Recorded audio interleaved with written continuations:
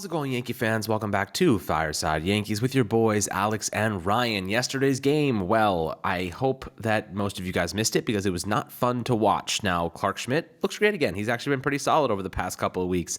But the Yankees offense, man, that's 4 consecutive games without scoring more than 3 runs. Without Aaron Judge, we know what this team is. They're feeble. They're incapable of producing. It's just a sad reality for Yankee fans to see our team without the MVP from 2022. And, when we look ahead, what do we expect from them? If Aaron Judge is not healthy, we are probably losing more games than we're winning, or at least we're not going to be able to sustain the level of starting pitching that we've enjoyed the last couple of days. Our starting pitching we should win all of these games. We should be on a lengthy win streak right now because this team is more than capable of averaging more than 3 runs per game. All we need to do is score more than 3 runs, and we would have beat some of these teams. We would have beat the Red Sox yesterday, only scored 2.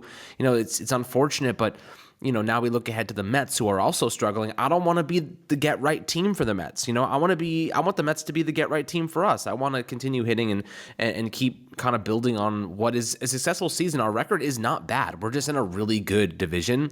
And Ryan, you brought up a good point yesterday in the sense that division is so good. The Yankees, Orioles, or Blue Jays, two of those guys may miss the postseason, and the Yankees could definitely be that team. So hopefully we can turn things around. But we want to talk about the trade deadline and kind of a major boost this team needs because, at first I thought maybe it was the starting pitching that needed help, but it is quite evident and obvious that the bats are bad. Like, we need an offensive piece, Ryan. So before we dive into good stuff, I know you've been thinking about it in the lab a little bit. How you doing today, my friend? Yeah, I'm doing all right. As you mentioned, the Yankees are kind of in a weird spot where it's like, hey, yesterday sucked, but hey, they're still in a playoff spot. The Blue Jays, they've gotten off to a good start in the month of June. So you kind of hope that they're able to slow down a little bit. The Yankees are able to pick up some steam so they can maintain the advantage they have over the Toronto Blue Jays. But here's the big issue, right? The Yankees don't have a talented enough offense, right? Like, I think we're at the point of the season where you kind of know what you are as a team. You kind of know what certain guys are. Barring some massive regression or some massive surges from certain guys. Not that their WRC plus or their OPS or their batting average is going to stay exactly where it is on June 12th at the end of the season. But in terms of talent level, I think Rizzo's going to snap out of it. I think Stanton's going to get back on track. Obviously Judge is amazing. But Trevino is a bad hitter, right? We kind of knew that coming into the year. He had one of the worst at-bats I've ever seen, in that 10th inning. Volpe looks overmatched. It's not getting better, so you kind of have to start looking at him as hey, what are we going to do with him at this point? Guys like Cabrera, IKF, they're not really good hitters either. LeMahieu's really slumped. Donaldson's kind of been on and off. You just have a lot of meh on your roster in terms of offense. The Rays are simply more talented than you are right now on a pitching and offensive standpoint combined. They're just more talented than you are. They're just a better team than you are right now. The Texas Rangers, they are a better team than you are right now. They have more talent on their roster. The Yankees don't have enough star talent on their roster, and they're going to have to address that either at the deadline somehow, some way, or it'll have to be in the offseason. It's really, those are the only 2 avenues to get better. We can sit here and talk about, we've talked a lot about Austin Wells, but he's still in AA, right? The Yankees have not let him play in AAA, which I think is organizational malpractice. I've talked about that a million times. I invite anyone in the Yankee organization, any scouts, anyone like that, to come on this podcast. Look, I'm going to look straight at the camera when I say this. Come on this podcast, sit right next to either of us, and explain to us why he's not in AAA. I'd love to, get some insight on that. That'd be great. But, on top of that, you're not really going to look internally to get help. Yes, Peraza can help you, but he's not a big bat. He's a solid hitter with great defense and base running. That's what he does. And even if you look at the deadline, who's really available? It's Cody Bellinger, who's good, but, 2 years of sample size before this year of being an atrocious hitter definitely scares you away from, hey, can this guy come over here and continue to produce, right? He's coming back from a knee contusion, so you also want to see him hit a little bit before you start throwing prospects his way. But outside of that, are the Giants going to be selling? They're a game over 500 in a really bad National League, right? For as good as the AL East is, the National League is terrible, right? There are teams below 500 who are in the NL wildcard hunt. If you're below 500 in the AL, you're well out of the wildcard hunt. So, is that a team that's going to sell? I'm not sure, right? Because guys like Jock Peterson and Michael Conforto, obviously popular names, left-handed outfield bats, but are they going to be available? Who knows? Clark Schmidt, as you mentioned, has been pitching really well. when you get Rodon back, Herman's pitching well. He probably stays in the rotation. Rodon stays in the rotation. Cortez is going to stay in the rotation. Severino's going to stay in the rotation. Cole's obviously, I mean, I don't have to say that. Where does Schmidt fit in the rotation? Do you maybe look to say, all right, Schmidt's put together good starts, a team like St. Louis who needs starting pitching, do we try to grab a bat for Clark Schmidt? Like, could you do something like that? Maybe get a little creative. I really hate to have to say that because I really like Clark Schmidt, and I think having controllable starting pitching is valuable, but this team really does need the offense.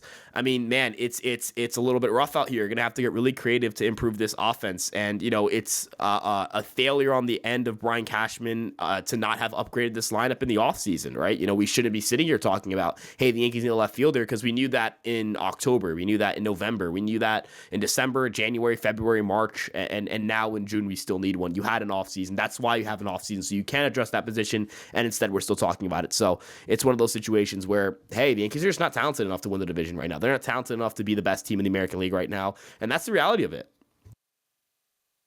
Yeah, I mean, as you mentioned, the Yankees are going to have to make some tough decisions upcoming in the next few weeks, and the truth is they're going to have to trade value for a bat that can at least support themselves. You know, the outfield right now, we can't trust Harrison Bader, right? Like, that's the unfortunate truth. I freaking love Harrison Bader, Ryan. I know you love Harrison Bader too. Guy's a defensive maestro. Offensively, he's a spark plug. You know, maybe he doesn't get on base at a huge number, but the guy is clutch. I mean, you watched him during the postseason last year. I want him on the team, but the truth is he's always hurt. Aaron Judge, I think this year the injuries he's gone through have been completely an anomaly. I think that the stub toe and the dive, you know, like these things are just freak accidents. I don't think there's a long-term concern with Aaron Judge, and if you do, I think you're brain dead most likely. I think that the realistic situation to consider right now is like what you said. We may have no choice but to flip Oswald Peraza. We may have no choice but to look and say maybe we sell high on Clark Schmidt while he's killing it right now and use that value to our advantage, because like, can Clark Schmidt be a starting pitcher of the future? Another team may buy it if we're selling it. So, you know, there is something to be said about selling high on players. I think Peraza, maybe the reason they don't want him playing in the majors right now is because, one, they don't have a spot for him, but I feel like they did when, you know, Donaldson was out. And then two, they want to maintain his value. You know, look at Volpe right now. I'll ask you this, Ryan. This might be the good conversation to have. Just theoretically, do you think that an opposing team right now is looking at Anthony Volpe and saying, wow, like maybe he's not the player everybody's saying he was. Maybe this is not what, you know, the media was indicating and, you know, what the Yankees were clearly saying. Or do you think that they don't care about his stats right now and that, you know, his trade value remains the same? Or do you think like there has been a negative, maybe downturn in his stock? I'm not saying they're going to trade him, but more so like I'm trying to say, like, if Peraza was called up and he struggled, do you think that would impact the value the Yankees get in return? Maybe they're trying to preserve that value because he's not in the majors right now. Yeah, well, so that's a really good question right there. Like, would Peraza coming up, like if he struggled, like would the Yankees be able to deal him? Well, if he struggles, then, you know, it definitely hurts his stock a little bit. I'm not gonna sit here and lie about that. But I don't think it hurts it enough, especially since there's a month to go in the deadline. You would still have roughly about like not even 80 games of major league experience on the guy. You know, you could still market that as, hey, this guy doesn't even have 80 games of major league experience. Great defender, versatile, great base runner. If you figure out the bat, if he ever finds his swing, he'll be a really good shortstop for you. And I think that'll still sell to some teams. But, you know, one of the, like, you know, Mackenzie Gore, I don't know if you remember Mackenzie Gore, part of the Juan Soto trade, his stock rose up, crashed down, you know, went from top pitching prospect to dude gets sent all the way back to like the complex league, is just injured all the time, comes up with the Padres, does well to start off, starts getting hammered, has a significant injury, still gets traded as a big part of that Soto deal. I think it's possible for you to still have value as a prospect, even if you show some flaws at the major league level. I think teams are a little more patient, especially young teams.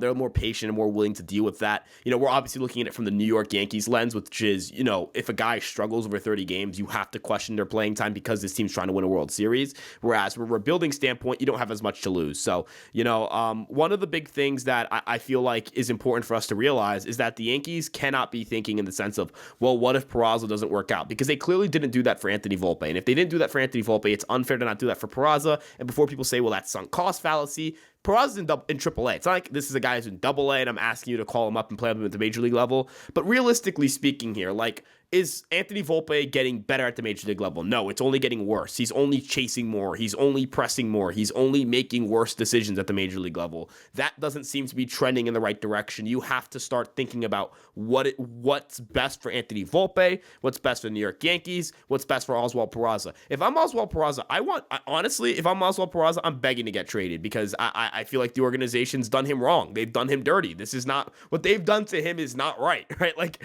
if I'm Oswald Peraza, I'm fuming if I'm watching Anthony Volpe strike out, swing at pitches 30 feet outside the strike zone, and I'm like, you could have just picked me, but no, look, you wanted to use a spring training sample size? Have fun with your stupid spring training sample size, because now you're in a bad spot with your shortstop battle. If Peraza was the one doing what Volpe was doing right now, and Volpe was having a successful season in AAA, this transition is so easy, so smooth, so easy to explain. No issues, no, oh my gosh, this is a massive failure. No large concerns.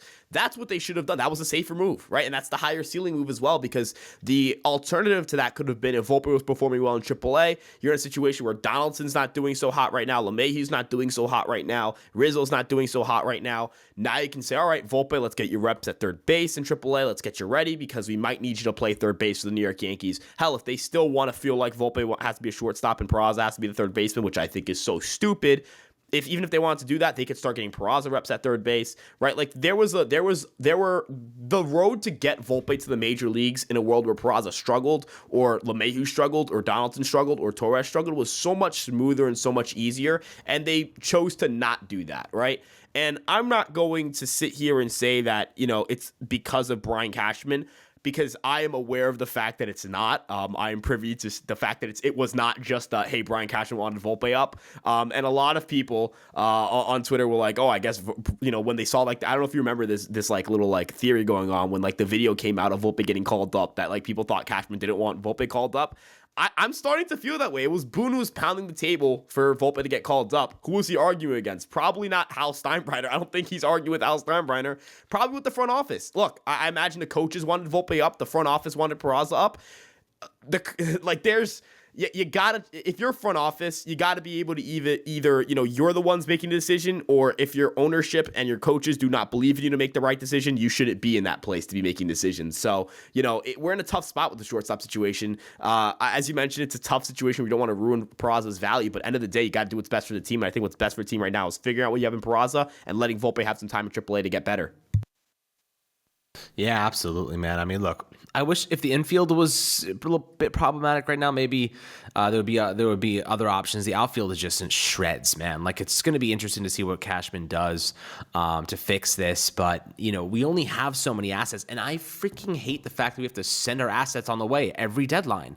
Next year we're going to have no assets to give. We're going to have you have Elijah Dunham and Everson Pereira. You got Austin Wells. You got some guys, but like, when are we going to start using our young players to be good on the Yankees? When are we going to stop selling on them?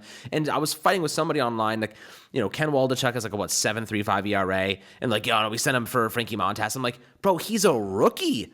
Like, Ken Waldichuk is a rookie. Frankie Montas isn't even playing, and he's not even going to be a Yankee next year. You know what I mean? The Yankees give away players like they're hot off the press, and I don't think we get anything valuable in return. 90% of the time they end up being busts or irrelevant, and we can't put together good teams. They're just names and big contracts and lack of logic and medical concerns. I'm done with it, man. Whatever we do this trade deadline has to be logical. It has to make sense. It can't be a swing for the fences. And you know what? I don't think this team is ready to win a World Series right now, because you see good teams, they don't look like this, man. Good teams don't look like this. Good teams don't lose one really good player.